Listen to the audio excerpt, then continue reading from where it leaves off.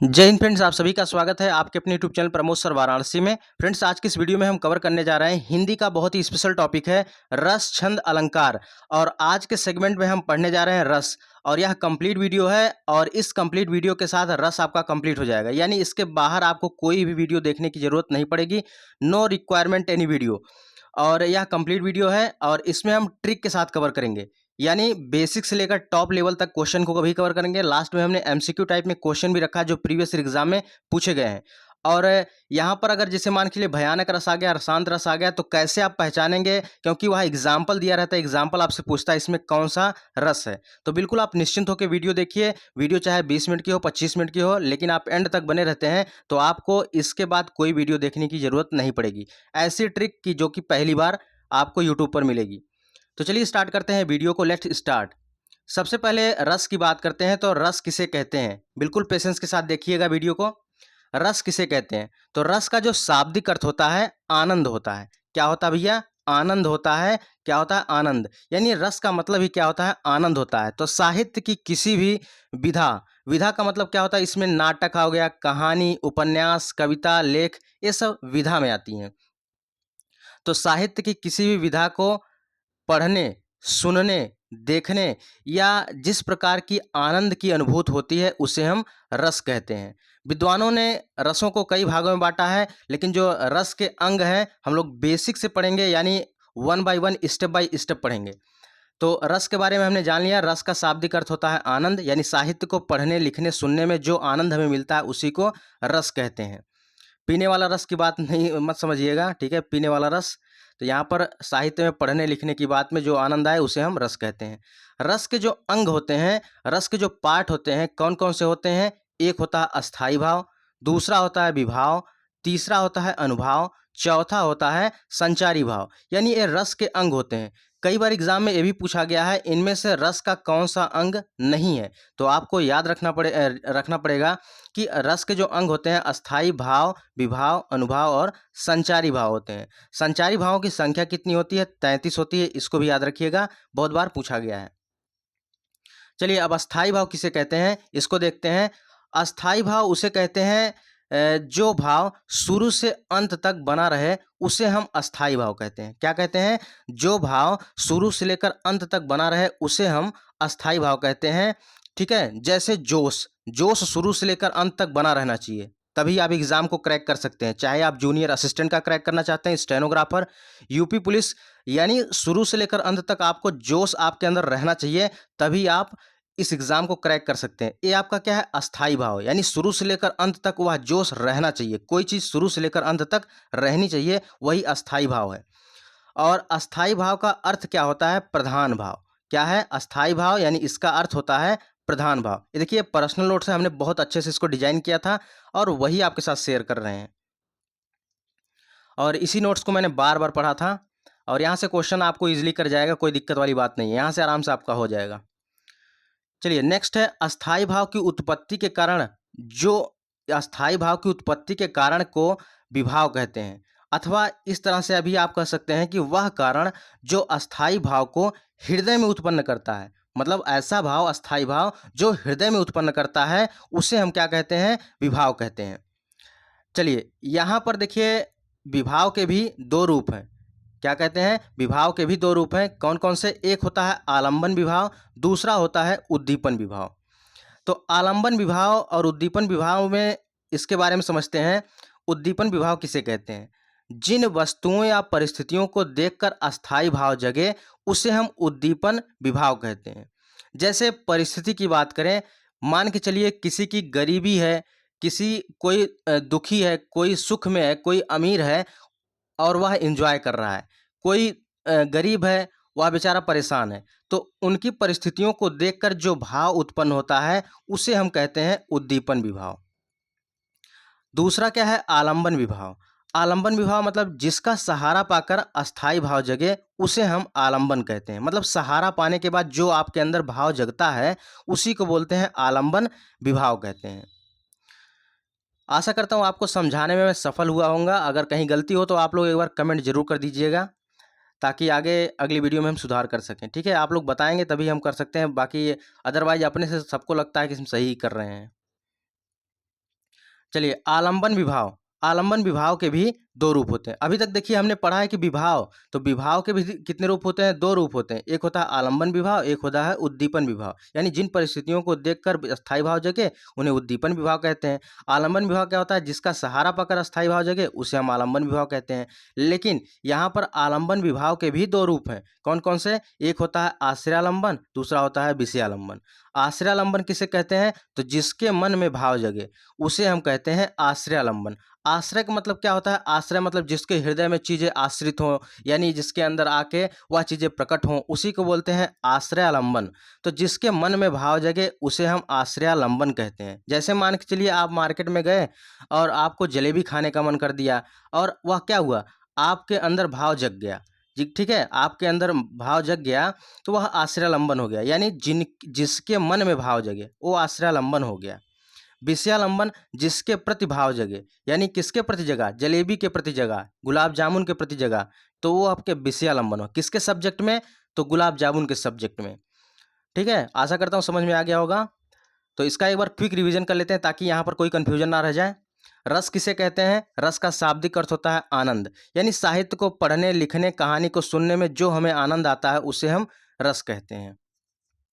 रस के अंग कितने होते हैं? चार होते हैं। एक होता है अस्थायी भाव, दूसरा होता है विभाव, अनुभाव, और चौथा होता है संचारी भाव। अस्थायी भाव का अर्थ क्या होता है? प्रधान भाव होता है।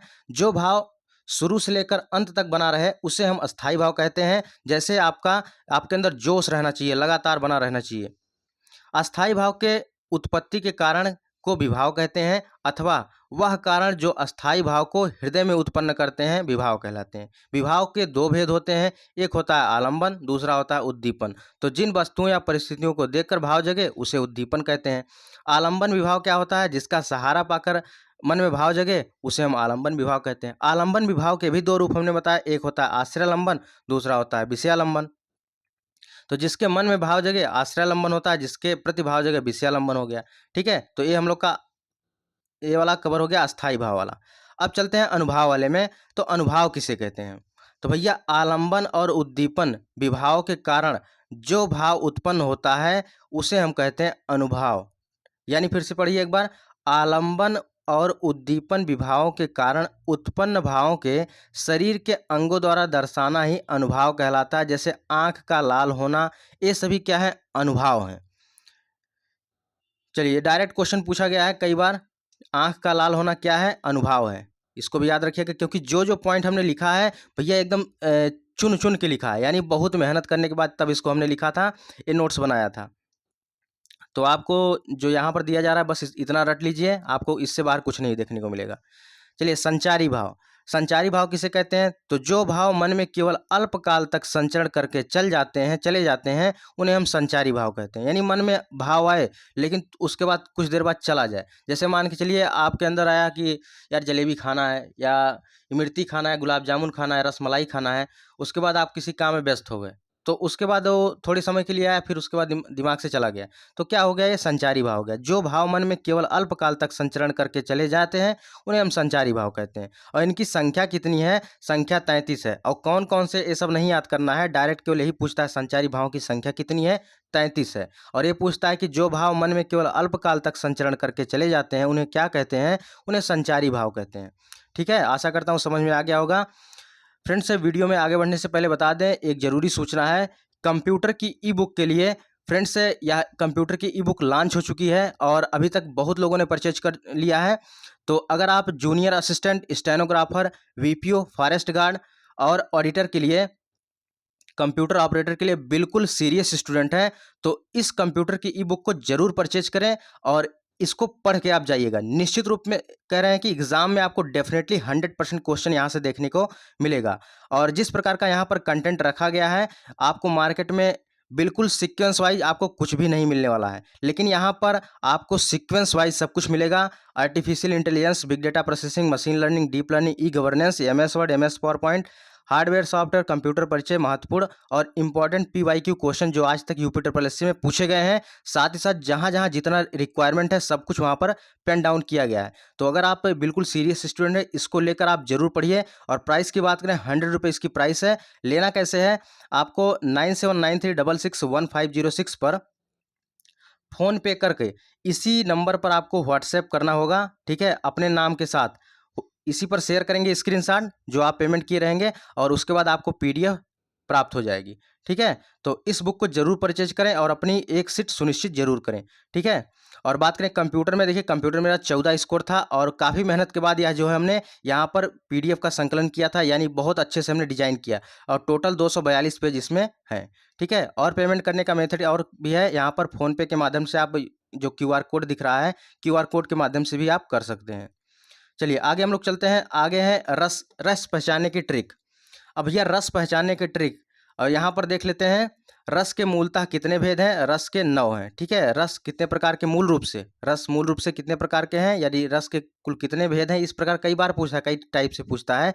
तो रस मूल रूप से 9 है, और इसका शाब्दिक अर्थ होता है आनंद। अस्थाई भाव की परिपक्व अवस्था को ही रस कहा जाता है। यानी अभी हमने पढ़ा कि साहित्य की किसी भी विधा को पढ़ने लिखने में जो हमें आनंद आता है उसे हम रस कहते हैं। अस्थाई भाव की परिपक्व अवस्था को भी रस कहा जाता है। इसका शाब्दिक अर्थ होता है आनंद। आचार्य रामचंद्र शुक्ल ने इसे काव्य की आत्मा कही, ठीक है। आचार्य रामचंद्र शुक्ल ने इसे काव्य की आत्मा कहा है, किसको, रस को। तो ऐसे डायरेक्ट क्वेश्चन पूछेगा, आचार्य रामचंद्र शुक्ल ने काव्य की आत्मा कहा है किसे, रस को। या ये भी पूछ सकता है कि रस को काव्य की आत्मा किसने कहा है, तो आचार्य रामचंद्र शुक्ल ने। मतलब किसी भी तरीके से क्वेश्चन पूछे, आपको देखना इसी में से देखने को मिलेगा, कहीं से भी क्वेश्चन पूछे, ठीक है। तो आप निश्चिंत होकर देखिए। चलिए नेक्स्ट है, इसे सबसे पहले भरत मुनि के द्वारा नाट्य शास्त्र में प्रयोग किया गया। यानी रस को सबसे पहले कहाँ प्रयोग किया गया। अगर किसी चीज़ का डेवलपमेंट होता है, किसी चीज़ का आविष्कार होता है, या कोई शब्द का कुछ इंक्रीमेंट होता है, तो सबसे पहले कहीं ना कहीं प्रयोग होता है ना। तो रस का सबसे पहले प्रयोग भरत मुनि के द्वारा नाट्य शास्त्र में किया गया था। और भरत मुनि के अनुसार रसों की संख्या 8 बताई गई है, और इनके अनुसार शांत रस नहीं है।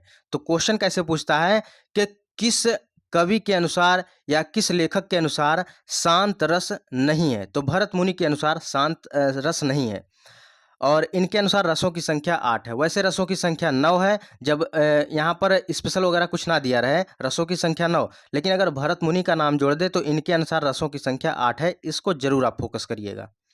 चलिए नेक्स्ट है, 2 रस बाद में आए, कौन कौन से। एक है वात्सल्य रस। तो वात्सल्य रस भैया आया कहाँ से, तो वात्सल्य रस कहाँ से आया, तो ये थोड़ा सा जूम कर देते हैं। तो वात्सल्य रस कहाँ से आया, यह श्रृंगार रस से ही निकला है। दूसरा भक्ति रस आया, तो भक्ति रस कहाँ से निकला है, तो यह शांत रस से निकला है, ठीक है।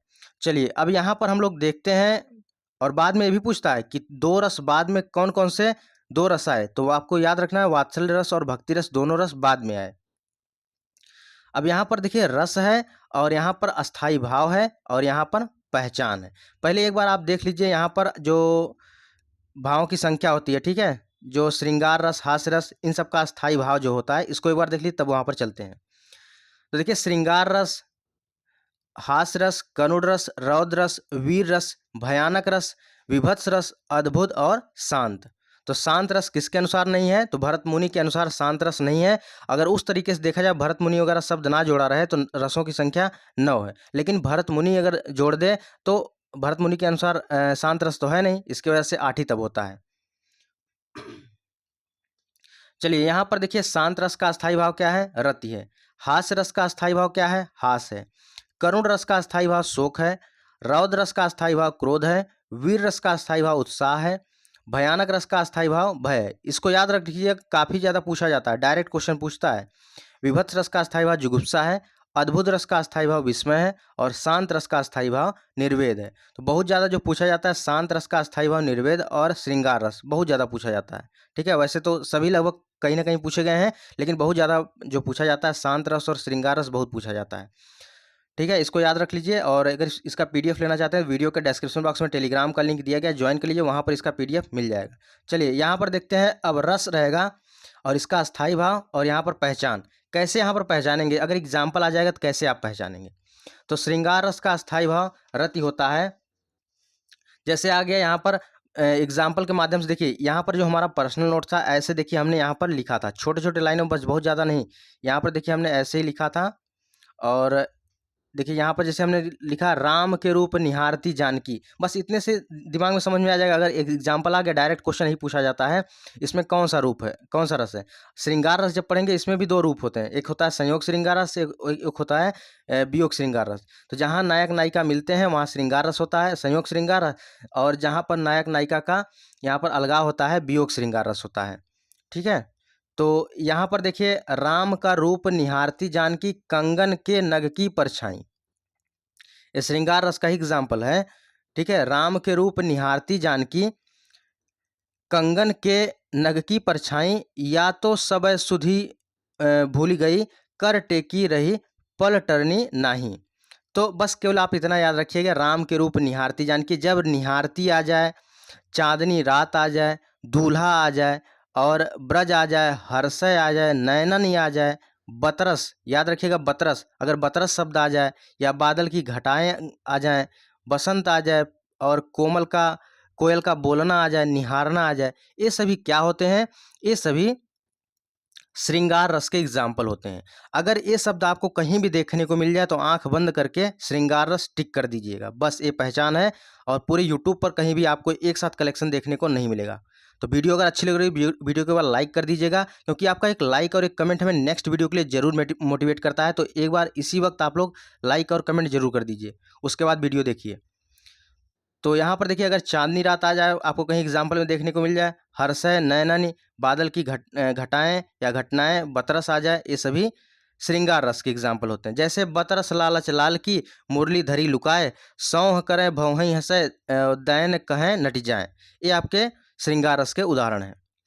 और वियोग में क्या होता है, वियोग में जैसे हे खग मृग हे मधुकर श्रेणी, तुम देखी सीता मृगनयनी, कहता नहीं कि एग्जाम्पल है, बहुत पूछा जाता है, हे खग मृग हे मधुकर श्रेणी, तुम देखी सीता मृगनयनी। तो इसका मतलब क्या है कि श्री राम सीता के वियोग में, श्री राम जी सीता के वियोग में जंगल के सभी पशु पक्षी से सीता के बारे में पूछ रहे हैं। श्री राम जी सीता के वियोग में जंगल के सभी पशु पक्षियों से पूछ रहे हैं कि सीता कहाँ गई। ठीक है, तो ये सब आपको याद नहीं रखना है, बस केवल इतना याद रखिए कि बतरस लालच लाल की, और इस तरह से पूछे तो उसके बाद आपका श्रृंगार रस होगा, संयोग श्रृंगार रस होगा। अगर जहाँ नायक नायिका के अलग होने का बोध हो वहाँ वियोग श्रृंगार रस हो जाएगा। जैसे हे खग मृग हे मधुकर श्रेणी, तुम देखी सीता मृगनयनी। चलिए नेक्स्ट है करुण रस। करुण रस का स्थायी भाव शोक होता है। अगर इसमें मृत्यु शब्द आ जाए, करुणा, शोक, दुख, विलाप, इन सब का अगर एग्जाम्पल आ जाए तो आप तुरंत करुण रस पर टिक कर दीजिएगा। जैसे यहाँ पर आपको मिल जाएगा कि हाय राम कैसे झेलें हम अपनी लज्जा अपना शोक, गया हमारे हाथों से अपना राष्ट्र पिता परलोक, यानी महात्मा गांधी की मृत्यु के समय का वर्णन किया जा रहा है।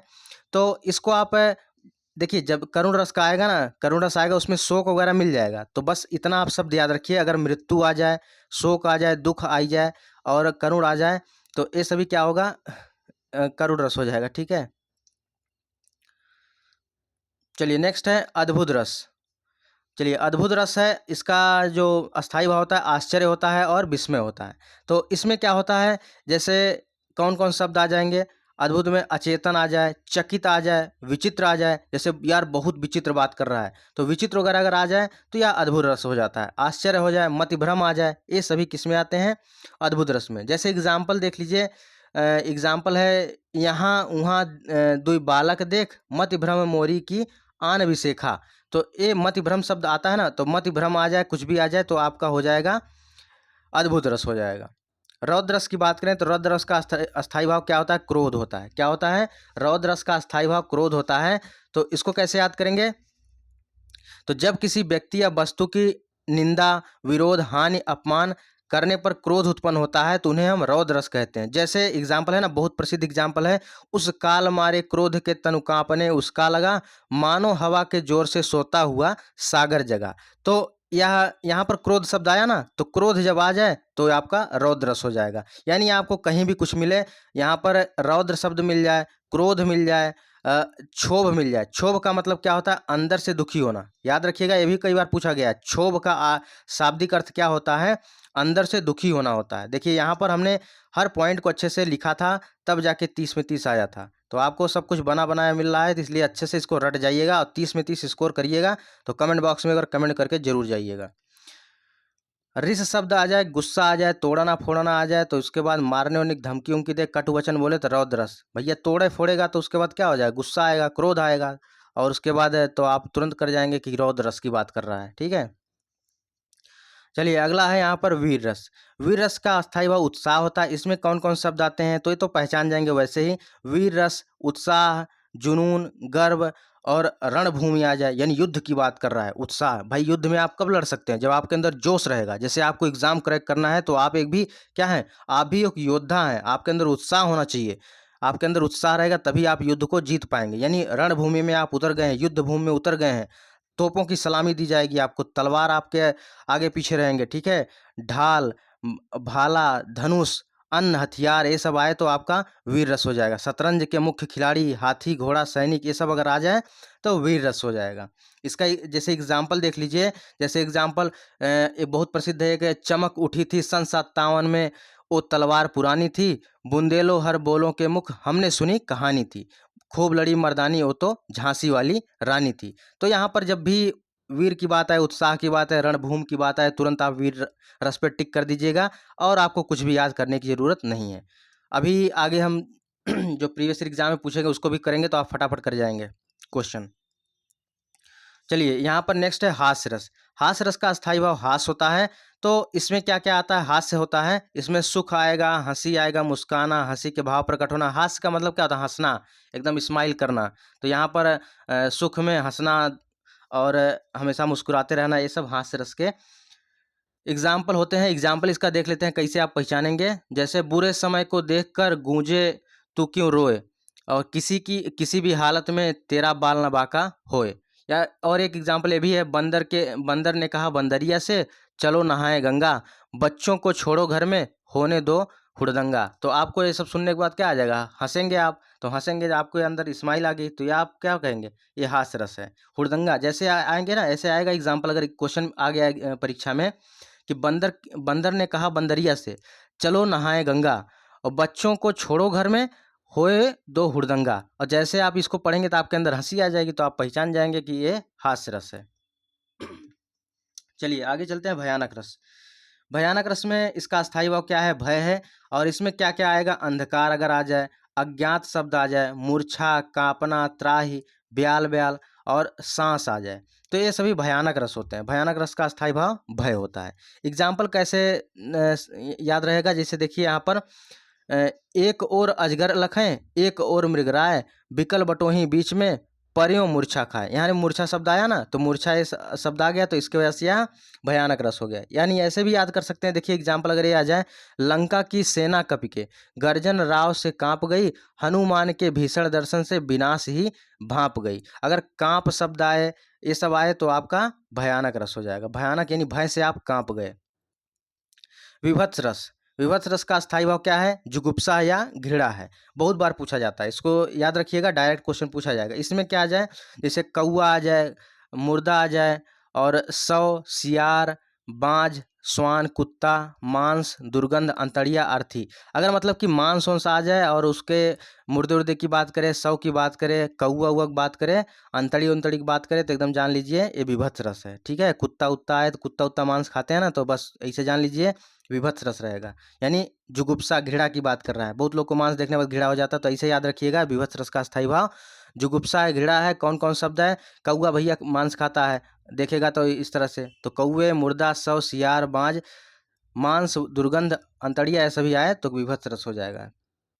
जैसे एग्जाम्पल देख लीजिए, एग्जाम्पल के माध्यम से क्या है, भोजन में श्वास लगे, मुर्दे थे भू पर लेटे, और खा मांस चाट लेते, चटनी सम बहुत बेटे बहते बेटे। ठीक है, तो ये सब आएगा तो तुरंत पहचान जाएंगे, कोई दिक्कत वाली बात नहीं है। चलिए अब यहाँ थोड़ा सा और है, उसके बाद दो तीन ठो और है, पढ़ लेते हैं। शांत रस। शांत रस का अस्थायी भाव निर्वेद होता है।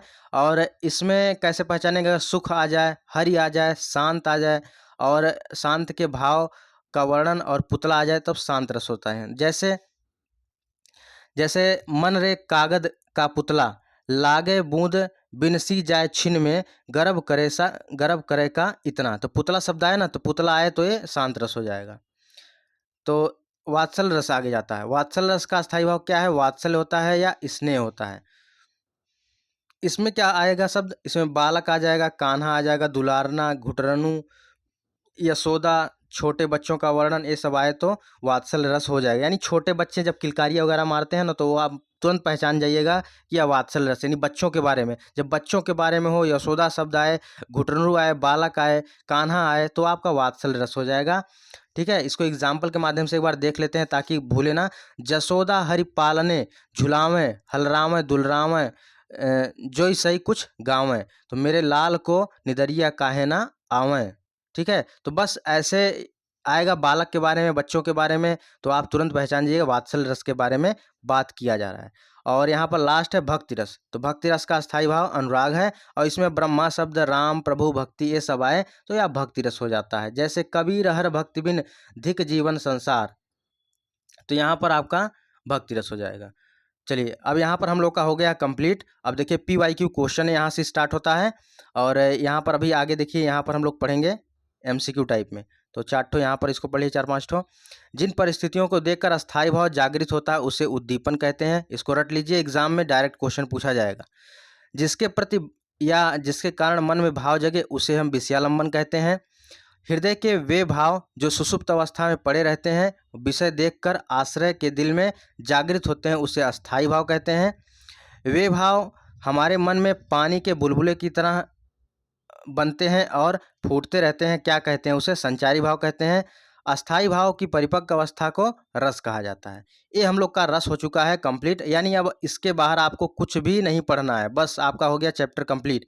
अब यहाँ पर हम फटाफट MCQ क्वेश्चन लगा लेते हैं ताकि यहाँ पर सब कुछ क्लियर हो जाए। तो चलिए, यहाँ पर सबसे पहला क्वेश्चन है, किस भाव की परिपक्व अवस्था को रस कहते हैं? सबसे ऊपर ही पढ़ा गया था। तो किस भाव की परिपक्व अवस्था को रस कहते हैं? तो अस्थायी भाव की परिपक्व अवस्था को रस कहते हैं। Right answer option number D होगा। अस्थायी भाव की परिपक्व अवस्था को रस कहा जाता है। वीडियो में पूछा गया प्रश्न है। चलिए, अमरस क्या है? अमरस एक संचारी भाव है। याद रखिए, इंपॉर्टेंट क्वेश्चन है। अमरस क्या है? एक संचारी भाव है। नेक्स्ट है, जो भाव मन में केवल अल्पकाल तक संचरण करके चले जाते हैं उन्हें क्या कहते हैं? उन्हें हम संचारी भाव कहते हैं। और इनकी संख्या क्या होती है? संख्या 33 होती है। संचारी भाव केवल अल्प समय तक होते हैं। जैसे आपका गुलाब जामुन खाने का मन किया, जलेबी खाने का मन किया, लेकिन आप दूसरे कामों में व्यस्त हो गए और आप भूल गए, तो बस उसके बाद थोड़े समय के लिए आए, आप भूल गए, इसके वजह से यह हो गया आपका संचारी भाव हो गया। चलिए, अखिया हरि दर्शन की भूखी, कैसे रही रूप रस राची, ए बतिया सुनि रूखी। तो यहाँ पर क्या हो जाएगा? वियोग श्रृंगार रस हो जाएगा। यानी श्रृंगार रस तो है, लेकिन यहाँ पर नायक नायिका के वियोग की बात किए जा रहे हैं, क्योंकि हरि दर्शन की भूखी, अखिया हरि दर्शन की भूखी, यहाँ पर नायक नायिका के वियोग के बारे में वर्णन किया जा रहा है, तो यहाँ पर वियोग श्रृंगार रस हो जाएगा। अगला है रौद्र रस। अभी सबसे ऊपर हमने बताया रौद्र रस का स्थायी भाव क्या है?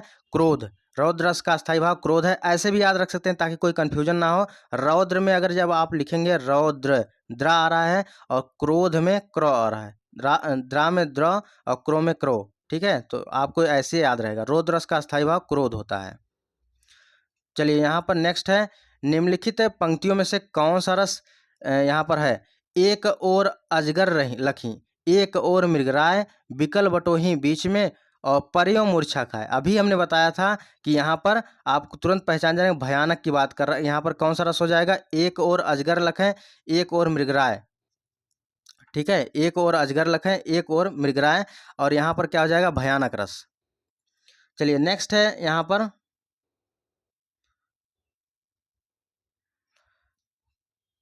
नेक्स्ट है विस्मय।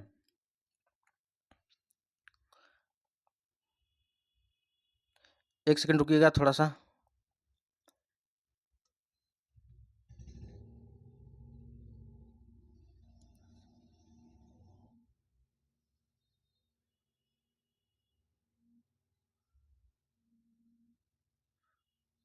चलिए, नेक्स्ट है विस्मय।